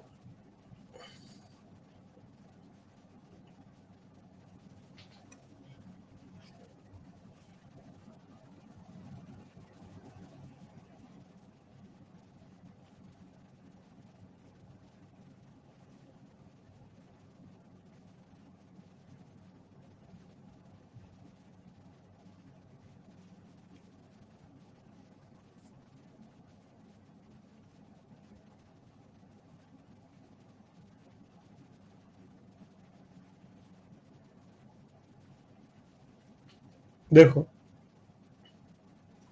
अच्छा एक स्टूडेंट कह रहा है सर आप अपना वीडियो ऑफ कर दो, शायद उससे फर्क पड़े। तो मैंने अपना वीडियो ऑफ कर दिया। ठीक है, ये देखो, ये आखिरी स्टेप पे आ चुका हूं मैं। अब यहाँ से मैं एक तो ये 2 को कैंसिल आउट कर देता हूँ। नाउ यू कैन सी कि m+2/c की वैल्यू -1 आ रही है, तो यहाँ से मैं c को लिख सकता हूँ -m-2। आई थिंक ये सबको समझ में आ चुका है। अब हम लोग को क्या करना है, इस c की वैल्यू को उठा के यहाँ पे पुट कर देना है, और इसको L1 + λ/L2 बना देना है। समझ रहे हैं सब लोग, क्योंकि ये बहुत सारी लाइंस एक ही पॉइंट से पास कर रही हैं, तो इन लाइंस को अपने को L1 + λ/L2 का फॉरवर्ड बनाना है। तो यहाँ पर लास्ट स्टेप में लिख देता हूँ, तो y is equal to mx, c की जगह -m-2 आ जाएगा, -m-2। ठीक है, तो फाइनली ये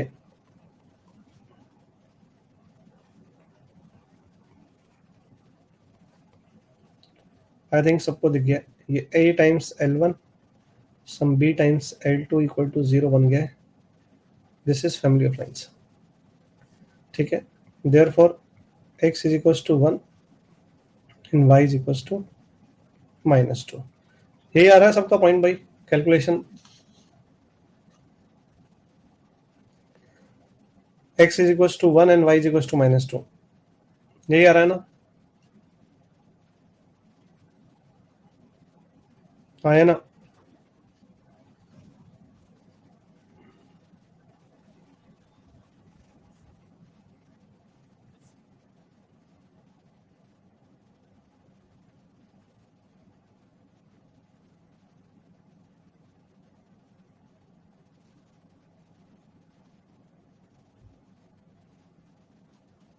हेलो, यही आ रहा है ना भाई, x is equal to 1 and y is equal to -2।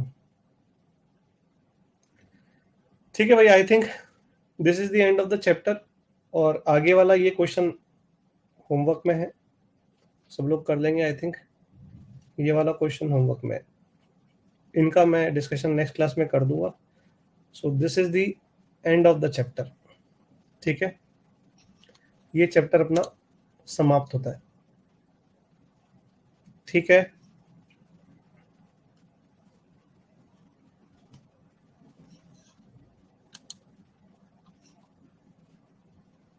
ठीक है भाई। अरे जाना नहीं है, कहाँ जा रहे हो तुम लोग? ऐसे छोड़ के चल जाओगे मेरे को बीच में ही? अभी क्लास थोड़ी खत्म हुई है, ऐसे मत करो तुम लोग, अभी class is not over. Homework में क्या है, होमवर्क में अपना रहेगा, मुझे ऐसा पता चला है कि तुम लोग संडे एंजॉय नहीं कर रहे हो। तुम्हारे को पिछला संडे भी अच्छे से एंजॉय नहीं हो पाया, राखी थी, तुम्हारा एंजॉयमेंट थोड़ा सा मतलब कम हो रहा है। तो होमवर्क क्या रहेगा हमारा, रिमेनिंग शीट। रिमेनिंग का मतलब समझते हैं ना, तो बचा हुआ शीट कंप्लीट कर देना।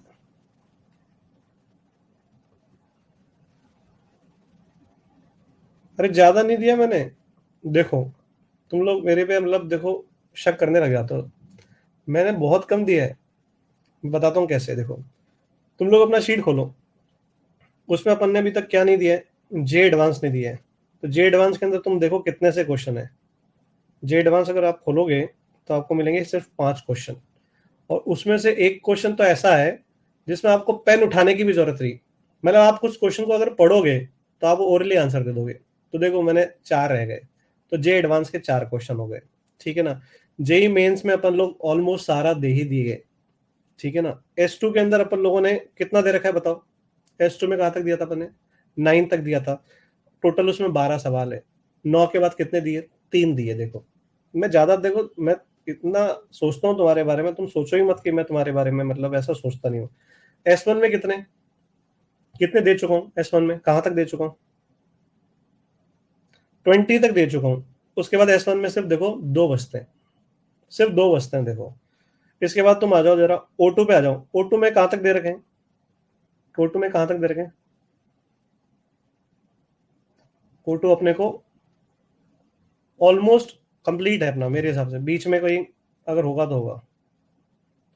अब इसके बाद तुम आ जाओ ओवन में, ओवन में देखो, ओवन में अपना कितने, ओवन में अपना ऑलमोस्ट डन है, हार्डली उसमें भी 3-4 क्वेश्चन है। समझ में आ रहा है सब लोगों को।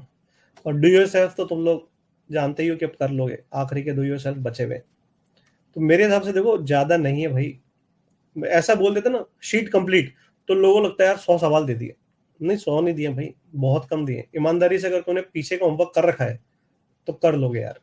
और अगर किसी को लगता है कि नहीं सर आप गलत कर रहे हो हमारे साथ, तो बता दो भाई, अगर किसी को लगता है तो।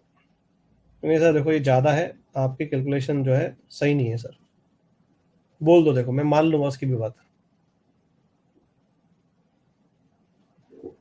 नेक्स्ट क्लास में बिल्कुल अपन डिस्कशन करेंगे, है ना। We will discuss definitely sheet and race also. Race में क्या डिस्कस करेंगे, 49 रेस लास्ट क्लास में होमवर्क में दिया था, तो उसका सॉल्यूशन मैं आज शेयर करूंगा। और 50 भी अपना होमवर्क रहेगा, है ना, 50 भी अपना होमवर्क रहेगा, रेस 50। तो मैं दोनों का सॉल्यूशन दे दूंगा, और अपन नेक्स्ट क्लास मंडे ट्यूसडे जब भी अपना शेड्यूल होगा तो हम लोग उसको शेयर डिस्कस कर लेंगे। मैं हैंड आउट शेयर कर दूँ क्या, should I share the hand out, हाँ है ना, तो मैं हैंड आउट शेयर कर देता हूँ। होपफुली सब लोगों को स्ट्रेट लाइन अच्छे से थ्योरी वाइज समझ में आ गया है। अब आप कितनी मेहनत करते हो और कितना उस पर आप वर्क करते हो, ये आप पे डिपेंड करता है। अगर आपने ईमानदारी से शीट को अच्छे से किया, रिवीजन ध्यान रखना, 3 बार का रिवीजन वाला फंडा भूलना मत। 3 बार शीट रिवाइज करने का फंडा मिनिमम है, शीट्स को भी रेसेस को भी सबको रिवाइज करना चाहिए। और मैं 2 बातें और बोलना चाहूंगा, पहले मैं हैंड आउट शेयर कर देता हूँ फिर मैं बोलता हूँ। 2 बहुत इंपॉर्टेंट बात है जो मैं बता देता हूँ। ये एक्सपीरियंस लास्ट ईयर से जब से ऑनलाइन क्लास चालू हुई है तब से आया है, इसलिए मैं इस बारे में बोलना चाह रहा हूँ। सब लोग सुन रहे हैं क्या मेरी बात को ध्यान से,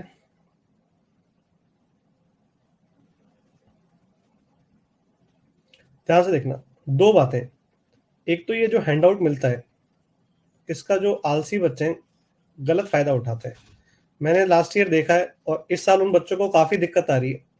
तो वो लोग क्या करते हैं, ये जो हैंड आउट है इसका वो लोग सॉफ्ट कॉपी बना लेते हैं, है ना। और वो लोग अपने हाथ से खुद के नोट्स नहीं बना रहे, मतलब दे आर नॉट राइटिंग।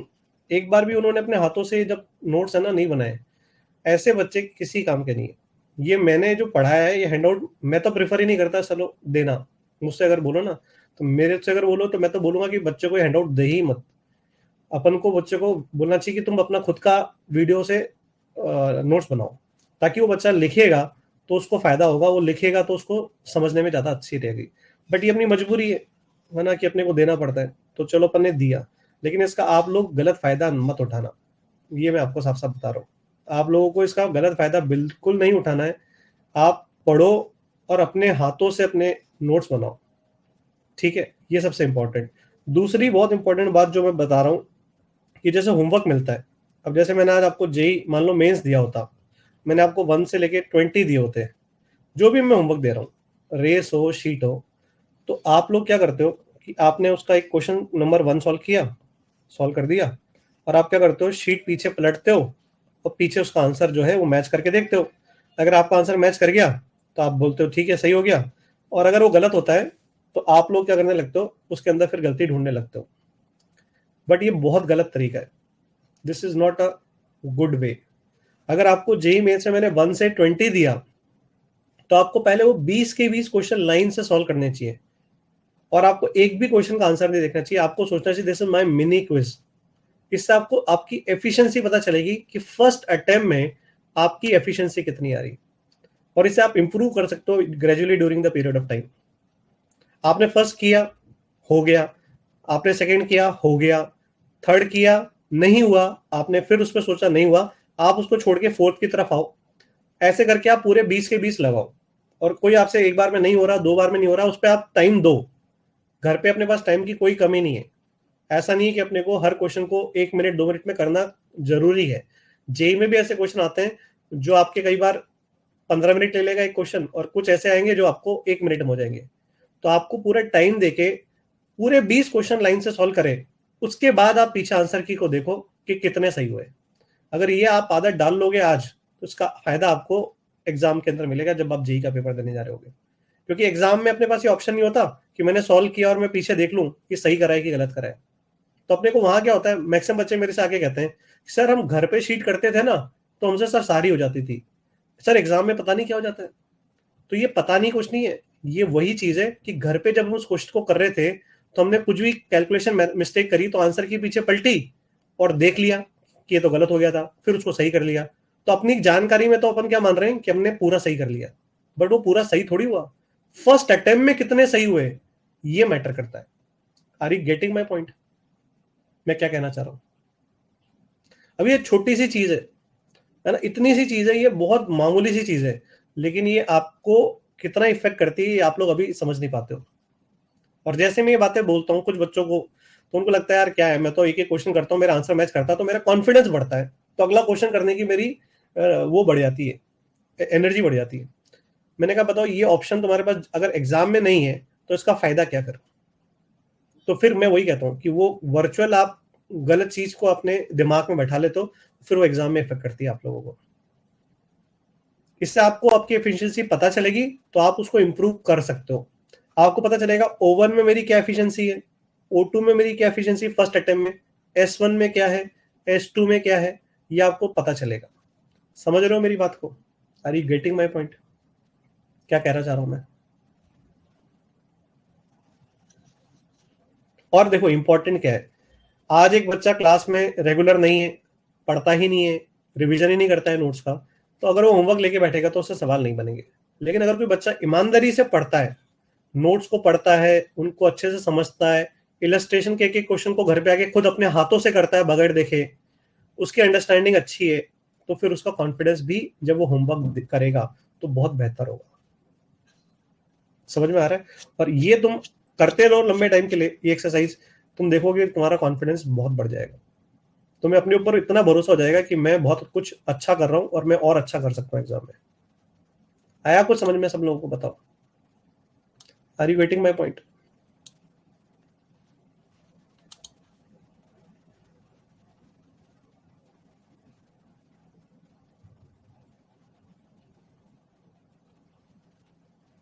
चलो, और फिर हाँ, अगर क्वेश्चन अपन ने 2-3 अटेम्प्ट कर लिया, अपने से नहीं हो रहा है, तो फिर आपको वीडियो सॉल्यूशन अवेलेबल है, आपको पता है शीट्स का, तो आप शीट का वीडियो सॉल्यूशन देख सकते हो। आपको लगता है कि नहीं मैं पीडीएफ देख करके समझ सकता हूं, तो आप पहले पीडीएफ देख करके सॉल्यूशन को खुद समझने की कोशिश करो। देखो, आप मैथ्स को कई बार सॉल्यूशन से भी सीखते हो, ये भी मैं बता रहा हूँ। ऐसा नहीं है कि आप सॉल्यूशन मत देखा करो, ये मैं कभी एडवाइस नहीं दे रहा हूँ, लेकिन अपनी तरफ से पूरा अटेम्प्ट देना चाहिए। आपने पूरा अटेम्प्ट अपनी तरफ से दे लिया, उसके बाद अगर आपसे कोई क्वेश्चन नहीं हो रहा है तो आप उसका सॉल्यूशन देखोगे, तो उससे भी आप सीखते हो, ताकि आपको पता रहता है इस तरह के क्वेश्चन की लैंग्वेज होती है, ऐसा क्वेश्चन होता है, तो इसमें किस तरह का मैनिपुलेशन काम आता है। इससे भी आप लर्न करते हो, लेकिन आप लर्न करने की आपकी इच्छा होनी चाहिए, आपका मन होना चाहिए, तभी आप उसको सीख पाते हो। आई बात समझ में? ठीक है, तो नेक्स्ट टर्न पे हम लोग पहले डिस्कशन करेंगे स्ट्रेट लाइन का, पूरा स्ट्रेट लाइन का डिस्कशन अपन शीट का खत्म कर देंगे, है ना। और फिर हम लोग आगे इसके अंदर जो ये क्वेश्चंस अपन ने दिए हुए इनको डिस्कस कर लेंगे, and then we can start after that with circles. ठीक है, Manav is asking sir how many lectures for circle. Circle में आप मान के चलिए 10 से 11 लेक्चर करीब कम से कम चलेगा, 10 to 11। ठीक है, बट अगर स्ट्रेट लाइन अच्छा आता है तो सर्कल और अच्छा आएगा, उसमें और ज्योमेट्री आएगी। और आप लोग जो 8, 9, 10th में पढ़ते हो, एनसीईआरटी की बुक्स आपने पढ़ी है, जो भी आप बोर्ड से आए हो, वो सब आपको धीरे धीरे काम आएगा। 6 सितंबर तक कैसे हो जाएगा भाई? अगस्त खत्म हो रहा है, तो 6 सितंबर तक कैसे खत्म होगा? बीच में रहेगा वो चैप्टर, तो बीच से ही कंटिन्यू रहेगा। जहां पे मैं स्टॉप करूंगा थ्योरी को, उसी से आपकी स्टोरी जो ये थ्योरी आगे बढ़ेगी। ठीक है, चलो भाई, आई थिंक आज के हैंडआउट मिल गया क्या सब लोगों को? देखो जरा एक बार बता दो मेरे को। हैंडआउट अवेलेबल था और टोटल 11 पेजेस है, लास्ट पेज पे होमवर्क है ना। चलो, मैं ये बात पहले भी बोल चुका हूँ, जो भी चैप्टर हम पीछे पढ़ चुके हैं उनका यूज कहीं ना कहीं आगे आता रहेगा, तो ये बहानेबाजी पे मत रहिए कि ये सर चैप्टर नहीं आता है तो मैं क्या करूँ। पढ़ना पड़ेगा, पढ़ना पड़ेगा, पढ़ना पड़ेगा। बस एक चीज दिमाग में रखो, भागो मत, भागोगे तो फिर भागते रहोगे। ठीक है, चलो भाई, बाय बाय एवरीवन, और enjoy your Sunday. Complete your sheet, strictly complete your sheet and do revision. समझ में आ रहा है ना?